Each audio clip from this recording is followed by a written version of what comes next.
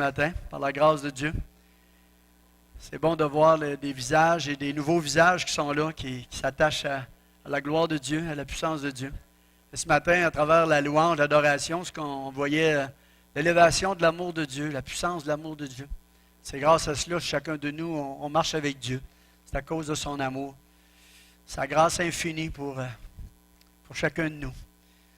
Quand on était perdus, sans espoir, il est venu nous chercher. Et il veut toujours nous garder et faire un œuvre dans nos vies. Et je pensais à cela, puis je pensais à l'opportunité qu'on a eue quand on était dans cette église pendant des années, de pouvoir vivre quelque chose d'exceptionnel face à la mission. Et je repensais à tout ça.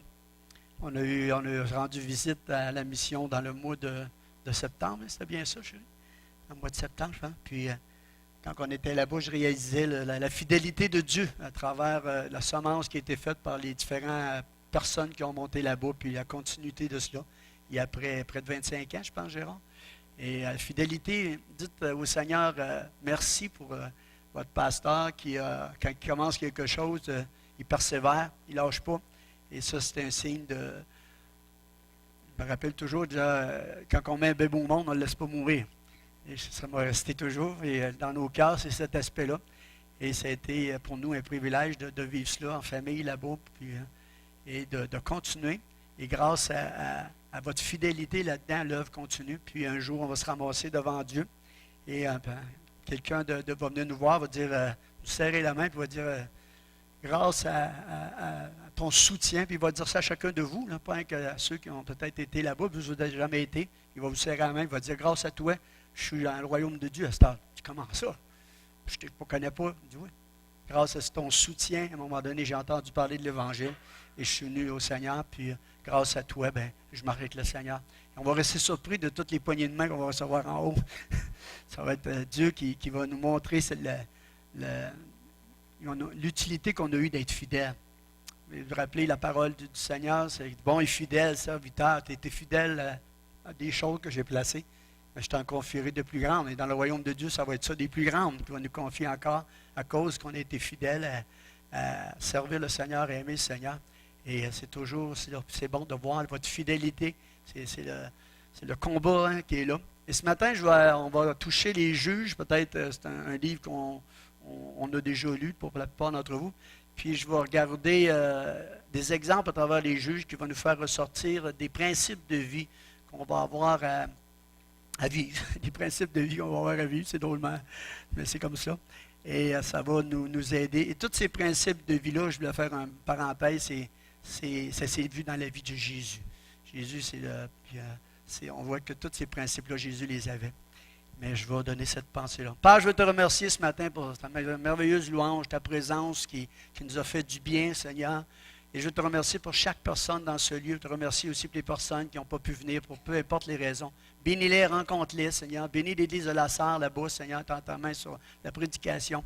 Et bénis ma bouche ce matin, Seigneur. Aide-moi à apporter ça avec simplicité, Seigneur, pour qu'on puisse ressortir, encourager, fortifier, Seigneur. Et c'est ton œuvre, Seigneur. Tu nous dis qu'un a planté, un a semé, l'autre a fait planter. Voyez la récolte, mais c'est toi qui as fait croître, Seigneur Jésus. On te rend grâce pour cela, Seigneur. Bénis ta parole, Seigneur, et aide-moi à la porter. Dans le nom de Jésus. Et les enfants de Dieu disent, Amen. J'avais mis ma Bible en envers, ça n'aurait pas été trop vite. Gloire au Seigneur, c'est bon d'être ensemble encore une fois. Et merci pour tous ces privilèges-là qu'on a eu de vivre à travers le soutien que vous nous aviez donné à cette époque-là. Je repense souvent à ça, puis je dis, c'est un privilège qu'on a pu vivre. Et c'est exceptionnel. Allez, recevons ces principes de vie peut-être ce matin à travers l'exemple des juges. Vous savez, les juges, c'est après Josué, on a vu Moïse a sorti le peuple de l'Égypte selon l'appel du Seigneur, le libérateur. Et après ça, Josué a fait rentrer tranquillement les gens dans le pays promis. Il y a eu des combats. Et les juges, on voit ce livre-là, des juges qui étaient le temps de peut-être l'entrée et comment ils étaient dans ce pays promis. Puis il y avait toutes sortes de situations qui emmenaient souvent le peuple à s'éloigner. Et Dieu a placé ces juges-là pour emmener le peuple. Et souvent, il y avait des contextes de l'ennemi qui venaient. Et tout à coup, cette personne qui était choisie par Dieu suscitait des choses pour emmener le peuple à la volonté de Dieu, à la pensée de Dieu. Et je vais vous lire dans Juges chapitre 2, verset 16. Elle dit, l'Éternel suscita des juges et ils les délivrèrent de la main de ceux qui les pillaient. Ces juges-là, ils étaient là pour se nommer par Dieu, pour emmener les gens à se retourner vers le Seigneur. À travers les contextes difficiles qu'ils vivaient, tout à coup, ce juge-là accomplissait des exploits et emmenait le peuple au Seigneur. Mais souvent, le peuple avait crié au Seigneur avant. C'est ce qui se faisait. Hein? Souvent, ils vivaient des temps difficiles. Ils étaient oppressés par ces nations-là. Et là, ils criaient à Dieu et Dieu soulevait ce juge-là pour venir agir. Et ce matin, on va regarder à travers ces juges-là, comme je disais tantôt, c'était comme des sauveurs pour eux autres. Hein? C'était la continuité pour qu'ils puissent marcher et suivre la volonté de Dieu. L'Hébreu nous parle des héros de la foi, chapitre 11, nous fait le panoplie de depuis le début de la Genèse jusqu'à... Puis il signale un verset parlant des juges, c'est au chapitre 11, verset 32. Puis là, il dit, que dirais-je? Parce qu'il avait parlé de tous ces héros de la foi attachés à Dieu avec des appels différents, mais à cause de leur foi, ont marché, ont vu les accomplissements de Dieu. Certains l'ont salué de loin. Et là, il va parler qu'un verset sur les juges. Il dit, que dirais-je encore? Car le temps me manquerait pour parler de Gédéon, de Barak, de Samson, de Jephthé. Là, il mentionne 4 ici. Qui défendaient Dieu et obéissaient à Dieu. Agissaient pour faire la volonté de Dieu. Et dans ce livre des juges, on voit souvent cet aspect-là qui est signalé, leur foi, leur obéissance à Dieu. Et en même temps, il est signalé à 7 reprises que l'Esprit de Dieu agissait puissamment en eux pour accomplir ce qu'il avait à accomplir. Ils étaient saisis par l'Esprit de Dieu et l'Esprit de Dieu pouvait les rendre capables de faire ces choses-là. Fait qu'on voit ce caractère de foi-là et de confiance en Dieu et de la capacité qui venait de Dieu pour faire les choses. Et le premier juge que je veux parler ce matin, c'est le premier justement, Othniel. On voit ça dans le début des juges, dans le chapitre 1, versets 12 et 13. Ça nous dit, Caleb dit, « Je donnerai ma fille Aksa pour femme à celui qui battra Kirja Sépher et qui la prendra. » Othniel, fils de Kénaz, frère cadet de Caleb, s'en empara et Caleb lui donna pour femme sa fille Aksa. Un petit événement qui nous est dit de ce juge-là, avant qu'il vrai, c'est au tout début, après ça on va le voir qu'il devient juge, puis mais cet exploit-là, cette attitude qu'il a eue de conquérant, puis la première pensée que je veux signaler pour nos vies ce matin, c'est que vous le voyez, que vous le vouliez ou pas, vous êtes un conquérant. Que vous dites peut-être ce matin, moi un conquérant, oui. Veux pas, tu es rentré dans le royaume de Dieu, puis tu as de l'opposition qui va être là, puis tu n'auras pas le temps, il va falloir que tu sois un combattant, un conquérant, puis un combattant. Tu n'auras pas le choix, ça fait partie de la vie. Paul a déclaré à la fin de sa vie, j'ai combattu le bon combat, j'ai gardé la foi. Tout autour de nous va être là pour nous empêcher de garder la foi puis nous attacher au Seigneur. Ça va être continuellement là dans toute notre vie. On va avoir à combattre face aux puissances des ténèbres. On sait qu'on a un ennemi juré, c'est le diable. On n'a pas à le mettre de côté. Il est là puis nous empêcher de pouvoir marcher avec le Seigneur. Et ça va être dans toute notre vie. On va combattre pour pouvoir avoir cette richesse qui nous est donnée, ce merveilleux salut, et le garder jusqu'à la fin. Et Paul dira cette vérité-là. Donc, c'est un combat pour garder la foi dans un monde perdu et souvent rebelle à Dieu. D'accord avec moi que ce monde est rebelle à Dieu. On a de la difficulté. Hein? On va être parfois seul au travail, à un endroit, comme croyant, puis on va avoir de l'opposition. Si on veut parler de Jésus, il y a de la pression. Puis, mais par amour, par engagement avec le Seigneur, on va garder nos yeux fixés sur lui, puis on va combattre ce combat-là, de garder la foi, puis de vouloir être un témoignage. On va livrer une multitude de combats. La vie est faite de plein de combats. On va livrer des combats pour nous, on va livrer des combats pour d'autres autour de nous. Quand on a des enfants, on va livrer des combats parce qu'il y a des situations qui est là dans la vie, puis on va dire, Seigneur, mets ta main. Et l'arme qu'il nous a donnée, c'est quoi? C'est la prière. La prière est l'arme de combat qu'on a. Il ne faut pas se lasser de prier, demander au Seigneur d'agir. Dans beaucoup de contextes, on est confronté, puis on n'a pas la capacité de faire quelque chose, mais on a un Dieu que lui est capable de le faire. Fait qu'on va se présenter devant lui, alors qu'on peut avoir peut-être posé des gestes, dit des choses, puis après ça, on va prier, Seigneur, tu mets ta main là-dessus, et on va combattre le combat de la foi et le combat de la foi pour d'autres. On veut que les gens puissent, notre désir, c'est que les gens puissent marcher avec le Seigneur, suivre le Seigneur, et c'est le plus grand désir qu'on a dans notre cœur pour les nôtres et ceux qu'on connaît, mais c'est un combat. On va combattre continuellement, ça fait partie. La Bible nous dit dans Jacques chapitre 7, parlant de notre ennemi, il dit « Soumettez-vous donc à Dieu et résistez au diable et il fuira! » Wow! La puissance de la prière. Résister et tout à coup, prier, puis tout à coup, l'ennemi va fuir, va s'en aller. Alléluia. C'est merveilleux de voir cela. Ici, on voit Othniel qui, dans son cœur, c'est vrai qu'il y a un beau présent. Hein, il y a une fille à aller chercher. Il y a Aksa qui est là. Et là, il est vraiment stimulé à travers cela. Mais qu'est-ce qui le motive? C'est l'amour. L'amour, peut-être pour le désir d'avoir cette personne-là, mais aussi l'amour pour le peuple. L'amour pour Dieu. Parce qu'il savait qu'il y avait cette situation-là, que Caleb voulait prendre cette ville-là. Il y avait des géants là, puis il y avait des situations qui étaient là, puis il voulait prendre cette ville-là pour Caleb. Puis avec ça, il y avait la récompense. Mais cet aspect-là, on voit l'amour, il était sa motivation. Il aimait Dieu, il aimait le peuple, puis il voulait que cette ville-là puisse être acquise. Puis il y avait des géants, il y avait des combats. Et comme je disais tantôt, on va avoir plein de géants qui vont se lever dans notre vie. On va avoir à combattre. Et c'est l'amour qui va nous motiver. Paul dira, l'amour de Christ me presse. Parce que je sais qu'il y en a qui ne connaissent pas Dieu, puis je désire qu'ils connaissent, puis ça me presse dans mon cœur.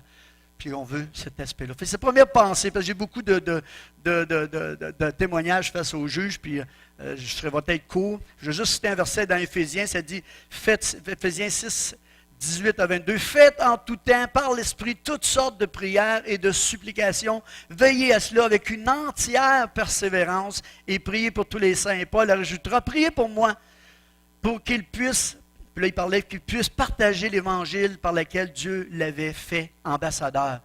Fait qu'on voit que Paul donne l'encouragement de prier, prier, prier, pas lâcher dans la prière, parce que c'est l'arme puissante qu'on a. Prière, supplication. Après ça, il va dire avec action de grâce. Hein? Prière, supplication. Seigneur, wow! Agis là-dedans. Seigneur, je ne peux pas rien faire, mais toi, tu es capable de le faire. Avec supplication, avec action de grâce, et tout à coup, Dieu va faire la différence. Première réalité, on est dans un combat, puis on va être des combattants. Première, Othniel nous emmène cette réalité-là. On va toujours avoir cela. Mettez ça dans votre cœur, puis réalisez la puissance qu'on a à travers la prière. Deuxième juge que je veux parler, c'est dans Juge chapitre 3, verset 13. On va parler d'Éhud. Peut-être d'avoir des noms, vous avez moins familiers ce matin. Et ça nous dit dans Juge 3, 13, le peuple était asservi par les fils d'Ammon et les Amalécites. Éhud fut envoyé pour tuer le roi de Moab à Églon. Peut-être pour les jeunes ce matin, il va y avoir des pensées de tuer, là, mais c'est dans l'ancienne alliance et le peuple s'oppressait, il oppressait Dieu. Puis il y avait, à cette heure, c'est plus ça. À cette heure, on doit aimer nos ennemis.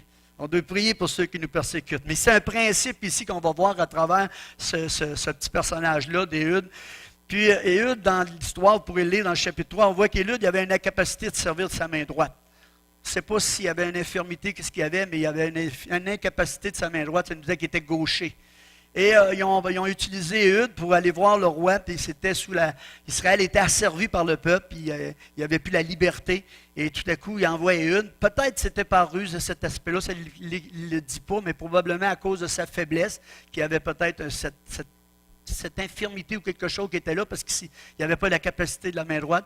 Puis ils l'ont envoyé présenter un cadeau au roi, puis après qu'il a eu présenté le cadeau, qu'il s'est approché du roi, il dit, j'ai à te parler, le roi. Puis finalement, il a éliminé le roi avec son épée. Il a sorti son épée, il était gaucher, sorti son épée qui était cachée ce côté-ci. Puis là, il a tué le roi. C'est macabre. Mais la pensée, c'est qu'il s'est servi de l'épée. Et moi, je voudrais faire réaliser comme croyant, il va falloir absolument se servir de l'épée que Dieu nous a donnée, la parole de Dieu. Dans toute notre vie, on va avoir besoin de cette épée-là, cette puissante épée-là pour renverser les combats, renverser l'ennemi. On a la prière, on va avoir besoin de la parole. La parole de Dieu, c'est la puissance qu'on peut utiliser par l'Esprit. Ça nous est dit ça. Cette parole-là qui est efficace. Hébreux 4,12 dit la parole de Dieu est vivante, efficace, plus tranchante qu'une épée à deux tranchants, pénétrant jusqu'à partager âme et esprit, jointure, moelle. Elle juge des sentiments et des pensées du cœur. Pourquoi la parole est si puissante? Parce que des fois, dans notre cœur, on va laisser rentrer des choses, puis tout à coup, on va lire la parole, puis elle va venir nous trancher intérieurement, profondément en nous, des motivations, des choses qui ne sont pas là, puis elle va venir séparer. Combien de fois d'aller lire la parole sur une situation, puis tout à coup, il y a quelque chose qui va te frapper dans la parole, puis ça t'emmène à changer quelque chose dans ton cœur. Parce qu'elle vient partager les sentiments que tu as dans ton cœur, les pensées qui sont là. Il y a un travail qui se fait. La parole de Dieu, quand on s'attache à la parole de Dieu, elle a cette puissance-là de transformer notre vie. Puis on a besoin d'aller dans la parole. Je vous encourage, peut-être vous le faites, continuez. Puis ceux, peut-être vous avez mis un petit peu la parole de côté. Venez, prenez un petit moment dans la parole à chaque jour. Comment que c'est juste 5 minutes, 10 minutes, pour aller juste lire quelque chose dans la parole. Peut-être vous avez un pain quotidien ou une méditation quotidienne, c'est ça. Tu vas dans la parole, tu as un texte, prenez le temps d'aller lire le texte, parce que la parole de Dieu est efficace, elle est puissante. Puis on en a besoin, puis on va en avoir besoin toute notre vie. Comment Jésus a résisté, hein? Au diable, c'est servi. Il est écrit. Il est écrit. Et il s'est servi de cette parole-là qui avait une puissance pour renverser. Et Paul dira à Timothée, dans les Écritures, on voit ça dans Timothée, je n'ai pas mis la référence, je voulais vous citer le verset rapidement, que sa parole est inspirée de Dieu et utile pour enseigner, convaincre, corriger et instruire dans la justice, afin que l'homme de Dieu soit accompli et propre à toute bonne œuvre. Il fait ressortir 4 principes de la parole de Dieu. Enseigne. Hein? Elle est là pour nous enseigner, nous communiquer quelque chose qui vient tout à coup, nous éclairer sur quelque chose, sur des points d'interrogation qu'on peut avoir. Tout à coup, tu lis la parole. Puis ça vient t'éclaircir. Ça nous enseigne des choses. Ça nous convainc quelque chose. On veut dire, si tu lis la parole, puis tu es en conflit avec quelqu'un, puis tout à coup, tu lis dans la parole, ça te parle sur quelque chose. Hein? S'il y a une rancune qui est là, tu lis quelque chose là-dessus. Waouh! La parole te parle, puis là tu dis, oups, Seigneur, tu m'as pardonné. Ça te vient te rechercher, ça te convainc des choses, ça t'emmène. C'est l'œuvre du Saint-Esprit. La parole travaille. Juste la parole seule, ça peut être de la lettre, elle peut tuer. Mais la parole animée par l'Esprit, c'est pour ça qu'il dit l'épée de l'Esprit, qui est la parole de Dieu. L'épée de l'Esprit, la parole vivante par l'Esprit de Dieu qui vient travailler, convaincre dans notre cœur, puis corriger des choses. La parole de Dieu, elle va nous orienter sur des choses. Tout à coup, tu t'en vas dans une direction, puis tu t'aperçois dans la parole, ce n'est pas la bonne direction. Elle va te corriger, la parole, elle va t'emmener. L'importance pour nous, chaque croyant, d'avoir cette parole-là. Et Eudes a vaincu l'ennemi par la parole, par l'épée de l'épée qu'il y avait. C'est cette parole-là. Convaincre, corriger, nous instruire pour la justice. Pour qu'on puisse marcher dans la pensée de Dieu, mettre la justice de Dieu dans notre cœur, pour marcher, voulant plaire au Seigneur. Elle nous enseigne ces choses-là, elle nous transforme. Éphésiens dit justement 6,17, dit l'épée de l'Esprit, qui est la parole de Dieu, parlant des armes du croyant. Dit l'épée de l'Esprit, qui est la parole de Dieu, animée par l'Esprit de Dieu, qui fait la différence. On va en avoir besoin toute notre vie. C'est la parole de Dieu. C'est Dieu qui nous l'a donné. Quel privilège qu'on a. On parlait justement de ça dernièrement à l'Église, on parlait de la parole, puis l'importance qu'on a, puis on l'a toute. Merci Seigneur, ils ont trouvé un livre d'Isaïe dans la grotte en Israël, puis on a ressorti le livre, puis on s'est aperçu, waouh, elle était gardée intacte. La parole de Dieu permet que sa parole ait été rien. Toute chose va passer, mais la parole va demeurer. Cette importance-là. Troisième juge que je veux parler, c'est un qui va nous enseigner quelque chose d'un principe ce matin, c'est Shamgar, le troisième juge Shamgar. On voit ça dans Juge 3, 31. Il dit, après lui, c'est Ehud qui le dit, Juge 3, 31. Shamgar, fils d'Anat, et lui il bâtit 600 hommes des Philistins avec un aiguillon de bœuf, et lui aussi fut un libérateur d'Israël. Shamgar, avec un aiguillon de bœuf, a tué 600 personnes. C'est macabre encore, hein? Pas les jeunes, hein, mais pensez au combat à la place. La pensée que Dieu nous emmène à combattre pour lui et accomplir des exploits pour lui. Et qu'est-ce que ça peut sur Dieu? Je réfléchissais sur la pensée de l'aiguillon. L'aiguillon, c'était un long et solide bâton muni à l'une de ses extrémités d'une pointe fine de fer qui servait à piquer un peu les bœufs. Quand les bœufs travaillaient, ils les piquaient un petit peu. Puis là, le bœuf, ça l'activait, vous savez, un petit coup là. Ça porte, hein? Puis là, avec cet aiguillon-là qui semble une affaire de faible, juste pour pousser un petit peu, tuer 600 hommes avec ça, lui! Wow! Moi, ça me parle sur la fragilité, la faiblesse. Puis tout à coup, l'humilité avec quelque chose de si faible, tout à coup fait un exploit extraordinaire. Pourquoi? Parce qu'il a dépendu de Dieu, probablement. Avec ça, Dieu, tu es avec moi, puis avec ça, je vais réussir. Puis ça me parle de la grâce de Dieu, la capacité de Dieu, la force de Dieu qu'on peut avoir dans notre attitude du besoin qu'on a de lui. Dans des contextes où on se sentir faible tout à coup, même si la Bible dit dans Corinthiens qu'il prend plaisir à prendre des choses faibles, des choses vides, les choses folles de ce monde pour confondre les sages. Peut-être ce matin, vous dites, oh, moi je ne suis pas... Non, tu es important. Tu es un instrument des mains de Dieu. Tu es puissant des mains de Dieu. Peut-être que tu te sens faible. La grâce de Dieu est assez puissante. Peut-être que tu dis ça, je ne suis pas capable. Je suis à l'endroit où je travaille, il me semble que je suis seul. Je me sens faible. Tu es un serviteur de Dieu. Dieu t'a placé là, c'est pas pour rien. Tu as un rôle à jouer là. Dieu est puissant pour t'aider dans cette situation-là. Et ça me parle de cette humilité-là, de réaliser que oui, tu te sens faible, mais il résiste orgueilleux puis il fait grâce aux humbles. Fait que si tu dis oui, je suis sens faible, je ne suis pas capable, alléluia, c'est bon. Parce que si tu fais ça, il va te rendre capable, lui. Vous vous rappelez de Paul, à un moment donné, on dit que Paul, il avait une écharpe dans la chair, on peut spéculer sur bien des choses, mais il y avait quelque chose qui était difficile pour lui. C'est un ange de Satan qui venu et il avait donné ça. Puis tout à coup, il a crié à Dieu 3 fois de pouvoir se débarrasser de ça. Puis le Dieu il a dit, ma grâce te suffit, car ma puissance agit dans la faiblesse. Et ça me parle de cette chose on peut sembler faible, on peut sembler sans capacité sur différents défis qui peuvent être là. On parlait tantôt de la famille, tout ce qui en est des défis. On peut prier, se présenter dans le Seigneur et de savoir que Dieu est avec nous. Et si Dieu est pour nous, qui sera contre nous? On peut renverser cet aspect-là. Mais cette attitude de se présenter devant le Seigneur avec notre incapacité et de savoir que le mot grâce signifie charis, et le mot hébreu, ça dit charis, ça dit la pensée du pardon qu'on a reçu immérité du pardon de nos péchés, mais ça nous parle aussi qu'il nous donne son amour, sa bonté, sa faveur, sa force, sa puissance dont on a besoin chaque jour. Quand on vient devant lui, exprimer notre situation de faiblesse, peu importe la situation, tout à coup, sa grâce agit, sa puissance se fait, puis tout à coup, tu t'aperçois, wow, Seigneur, tu agis là-dedans. Je ne sais pas comment, mais j'ai prié, j'ai demandé la grâce, j'ai présenté devant toi, puis tu agis. Dernièrement, il y avait une situation sur un frère qui vit des temps difficiles dans sa santé, puis on a mis une équipe de prière. Seule chose qu'on a fait, parce que j'avais été le voir, on a parlé avec lui, puis il dit, plus rien à faire, côté maladie, c'est très difficile, les problèmes de blessures dans son dos, puis c'est un accident de travail, puis c'est très difficile. Puis on a juste commencé à prier, puis présenter ça au Seigneur, parce qu'on se sentait faible, capable de rien faire. Puis tout à coup, durant la semaine, sa femme m'appelle, puis là, non, c'est moi qui appelle, puis je commence à voir. Elle dit, ça va mieux un petit peu. Elle dit, elle a commencé plus à se lever, puis à vouloir faire des petites choses, puis essayer parce que son dos est tellement douloureux, puis tout ça. Puis finalement, la semaine suivante, il était à l'église.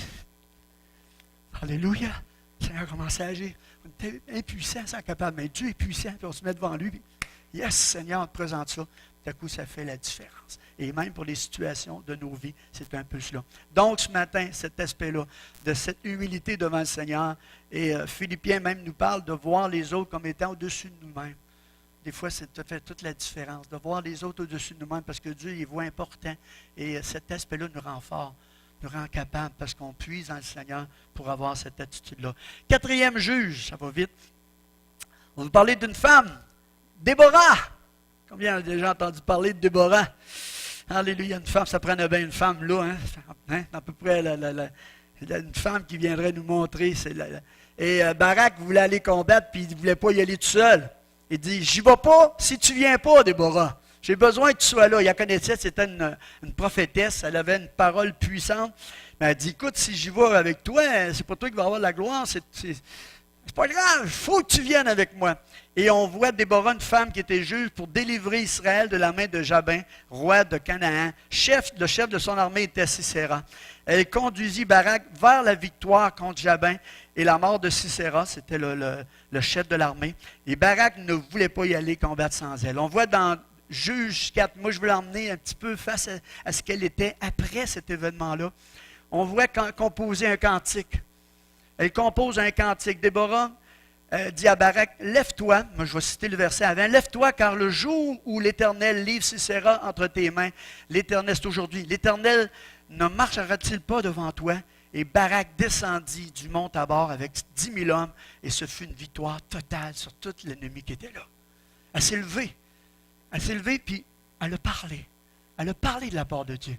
Elle a dit des choses de la part de Dieu. Elle a exprimé quelque chose de Dieu. Et puis moi, ça me parlait sur ce qu'on va se faire sortir de notre bouche. Qu'est-ce qui va sortir de notre bouche? Qu'est-ce qu'on va proclamer avec notre bouche? Ça va faire la différence. Et on voit dans Juge 5, chapitre 9, elle a commencé premièrement à faire sortir dans la bouche un cantique à Dieu, une louange à Dieu. Puis elle a emmené le peuple à avoir cette attitude-là. On voit dans le verset 9, elle dit à tous ceux du peuple qui sont montés prêts à combattre, bénissez l'Éternel. Soyez pleins de l'allégresse parce qu'il a accompli. C'est grâce à lui, c'est pas grâce à nous autres. Mais on s'est levé avec la foi et la confiance qu'il faisait quelque chose pour nous, puis on a eu la victoire. Bénissez Dieu. Moi, ça me parlait sur notre attitude. Comment est notre attitude face aux situations? Quand il arrive des choses, c'est difficile, est-ce qu'après ça, on s'arrête, on dit, Seigneur, on a vu sa main, on te rend grâce parce qu'il y a même toi qui pouvais le faire. Cette attitude de rendre grâce au Seigneur, d'avoir un cœur de reconnaissance, elle emmène ça au peuple. Bénissez Dieu. Un petit peu plus loin, le verset 11, elle va dire que leur voix, il a parlé aux archers du milieu des abreuvoirs. Les archers étaient là, puis ils étaient après abreuvoir probablement le troupeau, les animaux avec lesquels ils avaient combattu. Puis là, elle les a arrêtés, puis elle a dit, arrêtez-vous. Vous êtes prêts à faire boire les animaux, tout ça, mais arrêtez-vous. Puis célébrez Dieu. Bénissez Dieu. Élevez votre voix pour rendre grâce à Dieu, parce que c'est lui qui nous a fait la victoire. Elle a emmené toute la concentration sur la reconnaissance à Dieu. Et je pense que comme serviteur de Dieu, comme enfant de Dieu, on va falloir toujours avoir cette attitude de reconnaissance envers Dieu. Dans les contextes difficiles, comme dans les contextes merveilleux, on veut rendre grâce à Dieu. Rendez grâce en toutes choses, car cela, c'est la volonté de Dieu. Même dans des incompréhensions, on veut rendre grâce au Seigneur, pareil, parce qu'il est de là au-dessus de Dieu. Et ces paroles prophétiques-là ont emmené le peuple à quelque chose de merveilleux. Puis moi, je dis, cela nous parle de ce qui sort de notre bouche durant notre vie de tous les jours. Qu'est-ce qui va sortir de notre bouche durant la vie de tous les jours? Est-ce qu'on va être des gens qui vont stimuler les gens, encourager les gens, emmener les gens plus loin? Des fois, on fait des erreurs, puis j'en fait, puis on va toujours en faire parce qu'on est humain. Mais de faire pénétrer dans cet aspect-là. Il nous parle du côté prophétique, quand il nous dit qu'est-ce que c'est les prophéties dans Corinthiens. Puis il parle de 3 choses, édifie, exhorte et console. Wow! Puis allez voir juste la définition de ces 3 choses-là. Édifie, construit, qui bâtit par nos paroles. Ça construit quelque chose. Si tu emmènes quelque chose à quelqu'un pour édifier, ça le construit, ça l'emmène à aller un petit peu plus haut. Des fois, ça m'est arrivé de ne pas être comme ça. Mais Dieu nous voulait, merci Seigneur, tu veux nous aider dans cet aspect-là. Ce qui rassemble, construit, tu rassembles pour mieux édifier, pour mieux élever. Merci Seigneur. Deuxième exhorte, ça dit, c'est des paroles qui encouragent, qui soulèvent l'autre, qui stimulent l'autre, qui l'emmènent à vouloir aller plus loin, cet aspect-là. Puis consoler, bien, on sait-tu que ça veut dire consoler, hein? OK. Tu pleures, tu es dans la tristesse, tu as de la difficulté dans quelque chose. Tu veux le consoler, l'encourager pour qu'il puisse se relever, lui, là, puis aller plus loin, puis être capable de... Parce qu'il y en a tellement de situations, tellement de choses difficiles, la vie. La vie est faite tellement de combats, de situations. Il va falloir être des guerriers, des combattants, mais il va y avoir des moments où ça va être dur, puis on va peut-être pleurer.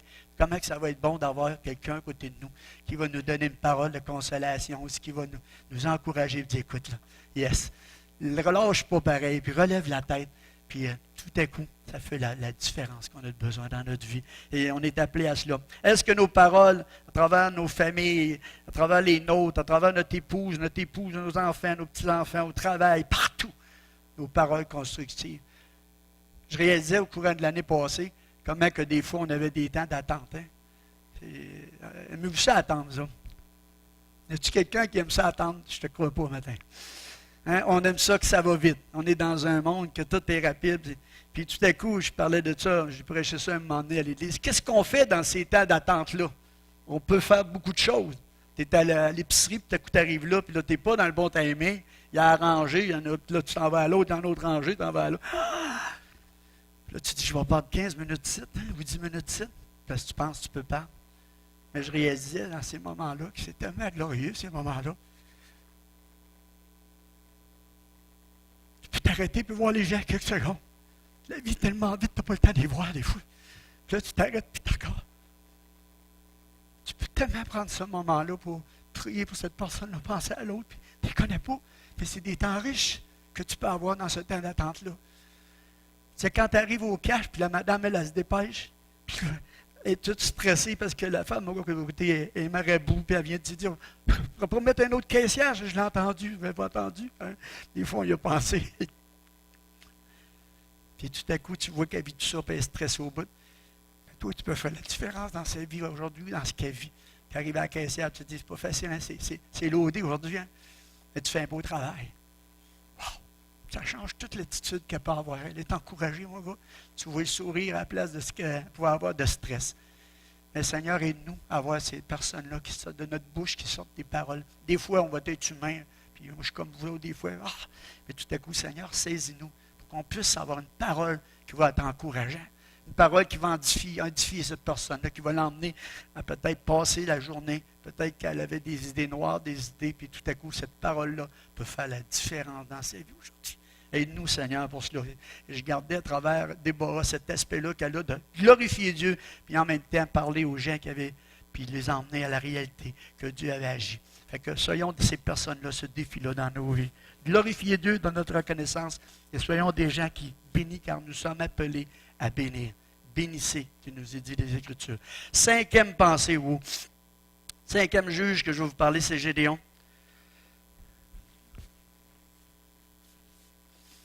Gédéon, vous vous rappelez? Tout le monde on connaît Gédéon, hein? Ça, on a entendu prêcher beaucoup plus souvent sur ce texte-là.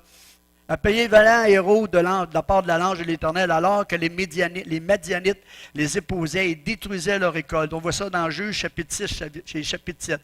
Gédéon se lève comme un libérateur de Madian. Il a dit, vaillant héros! Wow!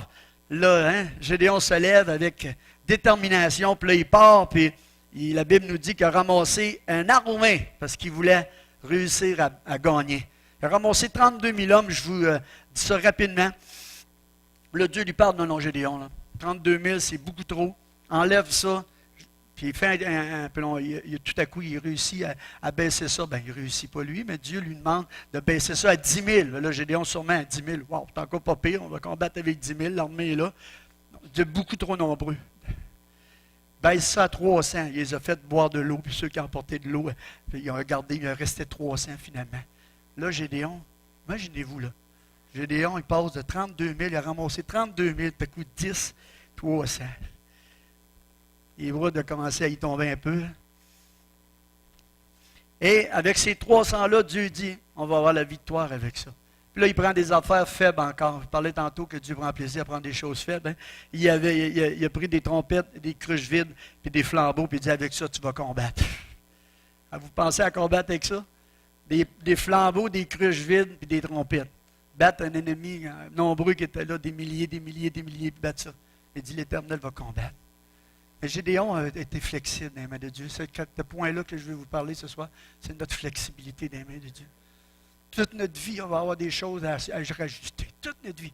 À partir de la naissance, à aller jusqu'à temps qu'on soit avec le Seigneur, on va toujours être en changement. On va toujours avoir des choses à changer dans notre vie, des choses à s'ajuster dans notre vie, des transformations dans notre vie. Puis c'est comme ça, la vie est faite de ça. Est-ce qu'on va avoir cette souplesse-là de Gédéon? Gédéon, avec ces 3 groupes de 100 personnes-là, il les a placés autour du camp ennemi en 3 quarts, 3 groupes. Puis tout à coup, ils ont sonné de la trompette, ils ont brisé les cruches, puis ils ont levé le flambeau. Puis juste ça a fait que l'ennemi s'est tout tué entre eux autres, puis il n'y a même pas eu d'affaire à combattre dans cette affaire-là. Et je vous fais réaliser cet aspect-là ce matin. C'est vraiment l'écoute du Seigneur et l'obéissance fait toute la différence. Puis on va avoir bien des situations dans notre vie qu'il va falloir s'ajuster à ce que Dieu nous demande, ce que Dieu, pour notre bien, pour la victoire dans notre vie. Des choses qui ne seront pas toujours faciles, mais ça va être la situation importante. Ça m'enseigne, moi, Dieu va nous former et va nous enseigner comment vivre et comment nous ajuster à la vie pour être victorieux. Gédéon fut flexible, obéissant à la volonté de Dieu, puis ce fut la victoire. On pourrait dire d'une formation, parce que c'était toute une formation. Nous autres, on lit ça dans l'espace d'à peu près 10 minutes, on va lire toute cette histoire-là, mais on peut s'imaginer toutes les étapes, là. Quand il a ramassé, comment ça a pris de temps à ramasser 32 000 soldats, comment ça a tout à coup diminue. Puis là, son courage, qui pouvait être abaissé un peu, mais tout à coup, non, Seigneur, tu me demandes ça, je vais être flexible, je vais faire comme tu me mets, puis on va réussir parce que toi, tu es au-dessus de tout. Et ça nous enseigne cette vérité-là. Combien qu'on va avoir d'ajustements, comme je disais tantôt. Face à nos proches, face à tous les gens qui nous côtoient, on va avoir tout le temps que tu vis avec quelqu'un, tu prends de la flexibilité, des choses qui vont changer dans la vie des fois, des transformations qui vont être là, puis ça va t'emmener à cet aspect-là d'avoir de la flexibilité. Face aux autorités qui sont devant nous autres, des fois, ils vont nous dire des choses, et on ne sera peut-être pas d'accord avec ce qu'il a dit, mais face à cet aspect-là, d'avoir cette souplesse-là, d'accepter ce qu'il y en est, parce que Dieu est pour notre bien. Et Gédéon était flexible. Qu'est-ce qu'il y a eu? La victoire. Alléluia. Merci Seigneur. 6e juge que je vais parler de Jephthé. Jephthé, un homme vaillant, héros, mais un problème dans sa vie. Ça n'était un. Il était fils d'une femme prostituée. Son père avait été voir une femme prostituée, puis il avait eu Jephthé. Puis ça nous dit dans Juge chapitre 11, verset 2, les fils ont dit à Josué, pas à Josué, à Jephthé. J'ai dit Josué tantôt? Non, ok, Jephthé. Ça dit, les fils ont dit, ça nous dit 11.2, ça dit, la femme de Galaad, son père enfanta ses fils, qui, devenus grands, chassèrent Jephthé et lui dirent, tu n'hériteras pas dans la maison de notre père, car tu es fils d'une autre femme. Ils ont chassé Jephthé. Ils ont dit, Jephthé, tu t'en vas. On ne va pas te voir ici, va-t'en. Et là, Jephthé s'est en allé, puis il a créé un mouvement avec un d'autres jeunes. Puis là, il faisait des choses qui n'étaient peut-être pas glorieuses à ce moment-là. Et tout à coup, la Bible nous parle, dans Juge 11, pareil, verset 6, les anciens de Galad allaient voir Jephthé, puis il dit à Jephthé, viens, tu seras notre chef, et nous combattrons les fils d'Amnon. Il y avait encore, les fils d'Amnon étaient revenus, puis ils oppressaient encore Israël. Puis là, ils vont voir Jephthé, puis il a dit, Jephthé, il faut que tu viennes combattre avec nous autres, Jephthé. Jephthé a été rejeté par eux autres, il a été chassé d'eux autres, puis tout à coup, ils viennent y demander. Là, Jephthé réfléchit, dit, on voit cet aspect-là. Jephthé dit, n'avez-vous pas eu de la haine pour moi? Vous m'avez chassé. Qu'est-ce que je fais avec ça? Puis le principe que je vais vous emmener, c'est que Jephthé a mis ça de côté. Il a mis sa rancune de côté. Il a mis son amertume de côté. Il a commencé à dire, c'est la volonté de Dieu, je vais aller combattre avec vous autres. Je vais y aller avec vous autres. Je vais être votre chef. Moi, ça me passe sur les attitudes peut-être du pardon dans notre vie. On va être confronté, veut pas, dans les situations de notre vie, à avoir des choses à pardonner ou bien à garder rancune. Ça va être notre vie comme ça. Ça va être des fois avec nos proches, des fois ça va être avec des moins proches, ça va être des situations. On va être confronté, peut-être à un confrère de travail, peut-être un frère, même une soeur, qui a réglé quelque chose, puis dans le fond de toi-même, il y a quelque chose. Puis tu vas être confronté à une attitude, soit que tu gardes ça là, puis tu vis avec ça, ou ben non, tu dis au Seigneur, moi je ne veux pas garder de rancune, puis je veux que tu m'aides à pardonner, à relâcher ça, que ta grâce soit là pour cela. Ça me passe cet aspect-là. Et Jephthé a passé par-dessus ça. Il a pardonné, il a accepté cette demande. Puis on voit une victoire de Jephthé avec tous les gens qui étaient autour de lui sur les fils d'Amnon. Et moi, ça me passe sur cet aspect-là, d'accepter pleinement cet aspect-là du pardon. On peut répondre par toutes sortes de paroles. Jephthé aurait pu répondre par des paroles dures. Il aurait pu les chasser. Bien, allez-vous-en comme j'ai été chassé. Mais Jephthé est revenu dans le fond de son cœur, puis il a dit, c'est la volonté de Dieu, je vais faire la volonté de Dieu. Je vais accomplir le plan de Dieu pour ma vie. Et nous aurons besoin, comme je disais ça, de pardonner. Dans Timothée, dans Colossiens 3.13, ça dit, supportez-vous les uns les autres. Et si l'un a sujet de se plaindre de l'autre, pardonnez-vous réciproquement de même que Christ vous a pardonné. J'aime ça, cette parole-là, parce qu'il nous ramène à Christ. Puis quand on n'est pas capable de quelque chose, on n'a pas d'autre chose à revenir à Christ. C'est le seul moyen qu'on a. Quand on a de la difficulté à pardonner, on doit se tourner vers la croix. On doit regarder à la croix. Qui qu'on est, frères et sœurs, pour retenir le pardon, alors que Christ nous a pardonné, puis on était des pécheurs, on sacrait après lui, on blasphémait après lui, puis il nous a pardonné, puis il nous a purifiés, puis il nous a lavés de tout péché. On ne peut pas se permettre de commencer à avoir de la rancune, de l'amertume, puis de laisser ça dans notre cœur contre tel. Il faut qu'on demande la grâce de Dieu. Il faut qu'on demande à Dieu qu'il déverse sa capacité sur nous. Parce que des fois, on est comme vous, on est des pasteurs, puis des fois, on est dans des situations, on dit, Seigneur, c'est difficile dans ce contexte-là. On a besoin de venir au pied de lui. Puis, Seigneur, donne-moi cette grâce, cette capacité, cette force pour pouvoir envoyer ça en arrière, puis marcher dans le pardon de Dieu et la grâce de Dieu. Parce que vous vous rappelez l'histoire qu'il a racontée, l'histoire du roi qui avait un serviteur qui avait une fortune, puis le roi il l'a gracié de toute cette fortune qu'il y avait. Puis lui il est sorti dehors, puis il voit son compagnon, il doit quelques pièces, puis il pogne à la gorge, puis il dit, il faut que tu me donnes tout ce que... Puis là, le roi était conscient de ça, puis il a été allé revoir le serviteur, puis il dit, comment tu as pu faire? Je t'ai remis toute ta dette. Tu devais, pareil, faire la même chose à ton ami, la même chose. Puis c'était un symbole du pardon, parce qu'avant ça, il avait dit, combien de fois je pardonnerai? Est-ce 7 fois? Il dit non, 7 fois 70, 490 fois. Après, il nous dit, il faut tout le temps que tu pardonnes. Tout le temps que tu pardonnes. Puis c'est difficile. Vous êtes d'accord avec moi? C'est difficile. Des fois, de pardonner. Sur des situations, c'est difficile. Mais on n'a pas le choix parce que notre Maître nous a tellement pardonné. Comment nous, on ne peut pas pardonner? On est appelé à pardonner. C'est la grâce de Dieu qui va le faire en nous, qui va nous rendre capables de pardonner.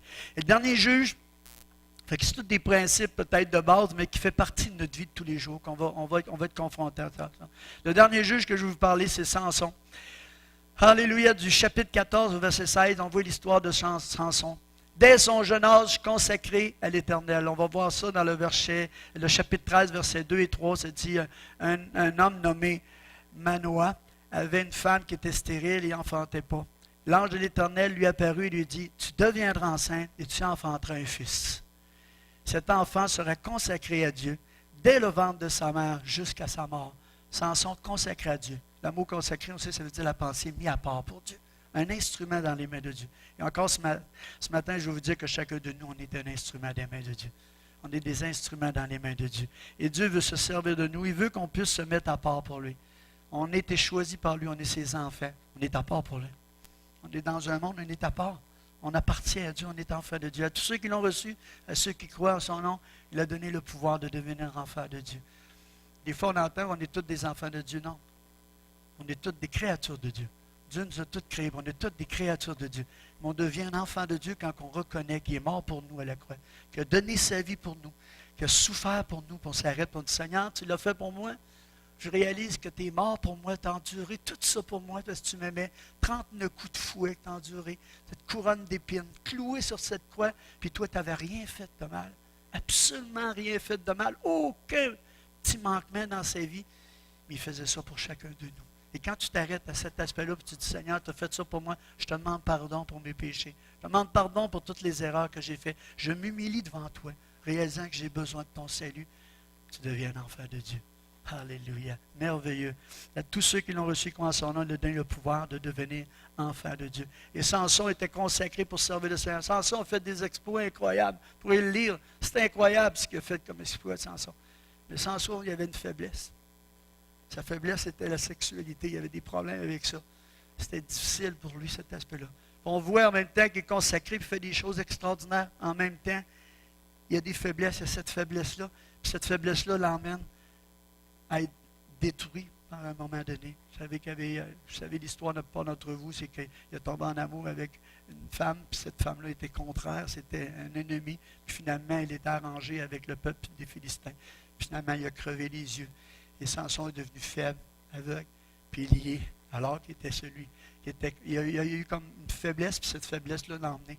Mais gloire à Dieu, la grâce de Dieu est tellement puissante que ça nous dit que le dernier exploit qu'il a fait, il a tué plus que tout ce qu'il avait tué dans toute dans sa vie. Mais imaginez-vous qu'est-ce qu'il aurait pu faire s'il avait fait. Imaginez-vous tout ce qu'il aurait pu faire s'il n'avait pas laissé aller dans cette faiblesse-là. Et pourquoi j'emmène cette pensée-là? C'est que notre vie est consacrée dans le Seigneur, puis on va avoir des choix à faire, puis il y a des fois qu'on va avoir des décisions à prendre, des orientations à prendre, puis on va avoir besoin vraiment, comme Gédéon tantôt, de marcher avec la pensée de Dieu, ce que Dieu nous demande. Puis ça va toujours nous demander de mourir à nous autres mêmes. On le voit dans Romains chapitre 12, chapitre 12, versets 1 et 2. Je vais tourner dans Romains chapitre 12, versets 1 et 2. Vous connaissez les versets dans cette pensée-là. Je vous exhorte, frères, par les compassions de Christ, à offrir vos corps comme des sacrifices saints, vivants, saints et agréables à Dieu, ce qui sera de votre part un culte raisonnable. Il dit, ne vous conformez pas au siècle présent, mais soyez transformés par le renouvellement de votre intelligence, afin que vous discerniez quelle est la volonté de Dieu, ce qui est bon, agréable et parfait. Cet aspect-là de consécration ou de désir de suivre le Seigneur, ça nous emmène dans ces choix-là de vouloir faire ce qui est agréable au Seigneur, ce qui est bon, agréable et parfait. Ce n'est pas toujours facile, ce n'est pas toujours difficile, mais c'est cet aspect-là du dernier exemple du juge que je veux donner comme pensée, de consacrer votre vie au Seigneur, de donner votre vie au Seigneur, puis de dire, Seigneur, aide-moi à éviter ce que Samson n'a pas pu éviter. Nous, on peut l'éviter par la grâce de Dieu. Et cette grâce-là est infinie.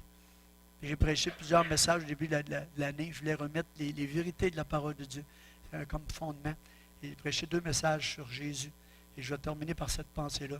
Jésus est plein de grâce et de vérité. Plein de grâce et de vérité. Et ça, c'est toute l'histoire de la vie de Jésus. Toutes les choses que je vous ai emmenées ce matin, c'est dans la vie de Jésus. Jésus était consacré au Père, accomplissant la volonté du Père jusqu'à mourir sur la croix. Mais plein de grâce et de vérité. Il dit, la loi nous a été donnée par Moïse. Les prophètes ont été là. Et il est revenu, il dit. Maintenant, il dit, Jésus était plein de grâce et de vérité. Mais les deux vont ensemble. Les deux vont ensemble. Plein de grâce, mais plein de vérité. La parole de Dieu reste la parole de Dieu. Les choses de Dieu restent les choses de Dieu. Plein de grâce et vérité. Jamais Jésus a repoussé quelqu'un. Jamais Jésus a été toujours là pour attirer les gens à lui. Plein de compassion, plein mais en même temps transmettait la vérité du Père. Et ce mélange merveilleux de grâce et de vérité pour voir Dieu faire des miracles. Il dira, l'apôtre Paul dira face aux Hébreux, je termine avec ce verset-là, je suis long un petit peu ce matin, excusez. Face à ces héros de la foi, il va dire pour qu'ils puissent réussir à vaincre puis marcher comme il faut. Il dit, nous tous qui sommes environnés d'une si grande nuée de témoins, parlant de tous ces témoins-là qui ont été là, qui ont numéroté, même le Barak et toutes ces personnes-là que j'ai signalées un peu tantôt. Il dit, nous sommes environnés d'une si grande nuée de témoins, puis il va dire, rejetons tout fardeau et le péché qui nous enveloppe si facilement. Et courons avec persévérance dans la carrière qui nous est ouverte, ayant les regards sur Jésus, le chef et le rémunérateur de notre foi. Celui qui est notre chef, celui qui est plein de grâce, mais en même temps plein de vérité. Et sa vérité transformait. Sa vérité était différente. Il vous a été écrit ça? Ah, moi je vous enseigne ça. Vous avez entendu parler, on a parlé tantôt des combats face aux ennemis. Vous avez entendu ça, vous, hein? Œil pour œil, dent pour dent, vous avez entendu ces choses-là. Mais moi je vous enseigne maintenant. Aimez vos ennemis. Faites du bien à ceux qui vous persécutent. Priez pour eux autres. Toute une dimension, une coche de plus face à la vérité. Dans le fond du cœur. Beaucoup plus profond.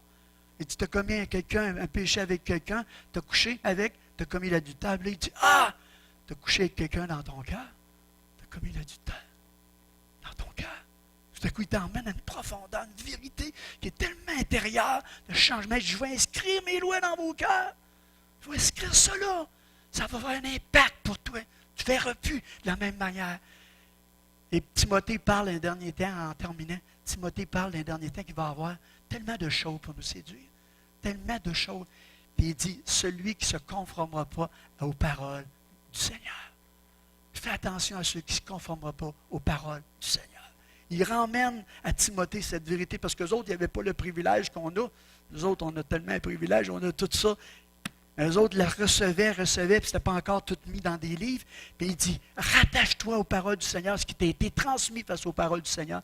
Garde ça, parce qu'il y en a qui ne transmettent pas les paroles du Seigneur, qui transmettent d'autres choses. Et garde à la vérité, à Jésus qui était la vérité. Et je vous dis, quand on fixe nos yeux sur Jésus, le rémunérateur de notre foi, celui qu'on ne peut pas se tromper.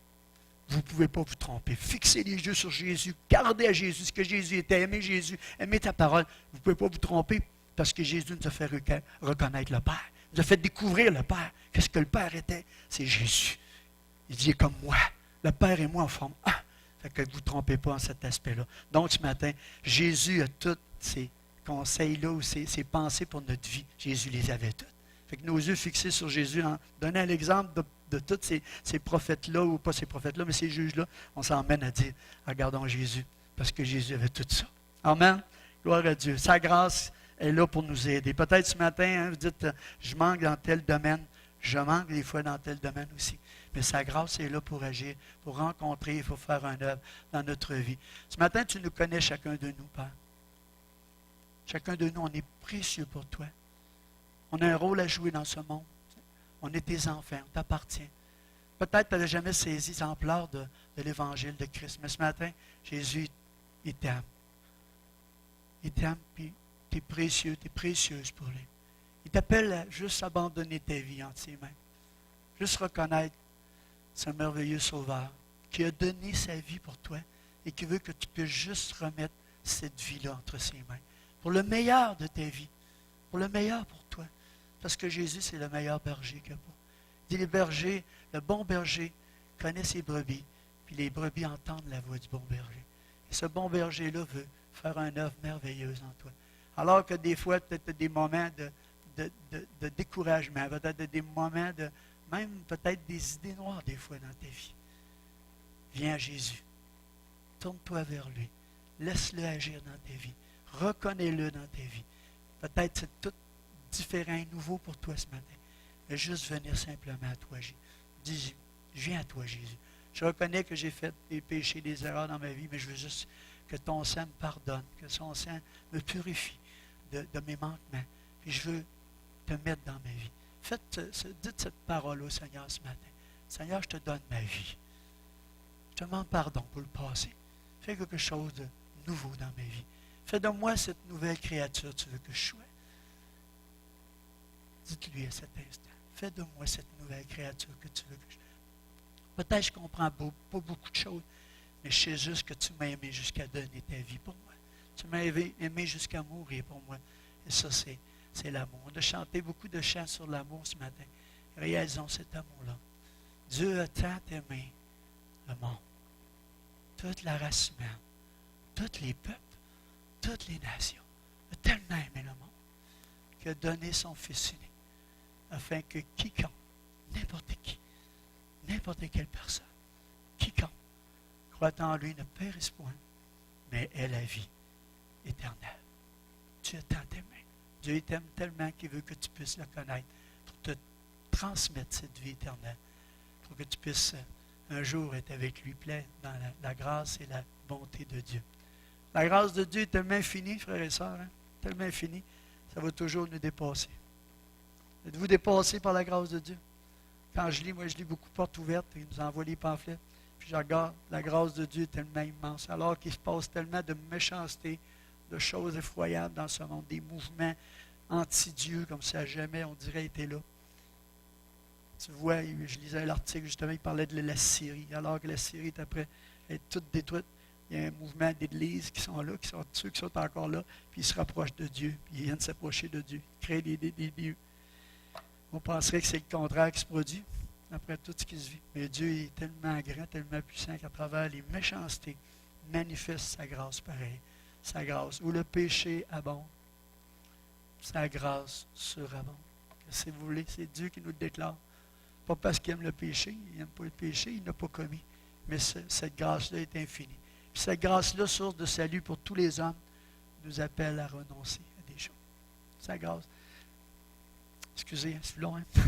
Mais cette grâce-là est tellement grande que Dieu dit, je t'aime tellement, mon enfant, tu es tellement précieux pour moi, que je veux tellement manifester ma grâce et ma puissance sur toi pour t'éviter plein de problèmes, de situations difficiles dans tes vies.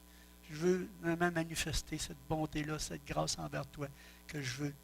C'est une source de salut, c'est une source de libération, c'est une source de guérison, c'est une source de transformation, c'est une source d'une œuvre merveilleuse. C'est sa grâce de Dieu. Peut-être à la personne aux côtés de vous, j'ai besoin de la grâce de Dieu. J'ai besoin de la grâce de Dieu, qu'elle puisse se manifester dans ma vie. Et j'ai besoin de pouvoir avoir cette grâce-là, cette faveur pour être capable de marcher chaque jour avec toi par ta grâce. Alléluia. Merci Seigneur. Je ne sais pas, Gérard, si tu avais quelque chose, je m'excuse d'avoir. Merci Jésus.